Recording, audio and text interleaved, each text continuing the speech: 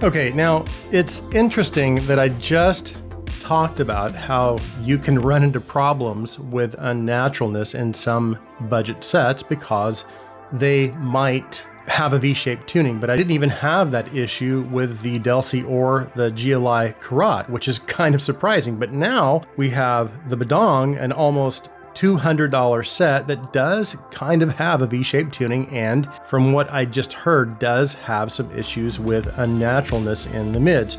More specifically, it sounds like the mids are just sucked out a little bit. So that is a little bit of an issue. Now, what I did like is its engaging qualities. And as V-shaped tunings go, this does seem to be done pretty well. Now, of course, I have a lot more testing to do, but I have a feeling I'm gonna like it. And what I'm basing that assumption on is, again, it's the bass. It's not the cleanest bass I've heard, but it is very satisfying in terms of its dynamic slam and just the sheer amount of bass. So I can't wait to test some of my bass tracks on these because I have a feeling, again, I think I'm gonna like them. Now, this is going up against the Performer 5, Chopin, PA02, Origin, and a few other pretty competent IEMs around this $200 price point. So the reality is there is no way of knowing how well the BIDONG will fare against the competition until I can sit down and really start doing some serious side-by-side comparisons. So this will be interesting.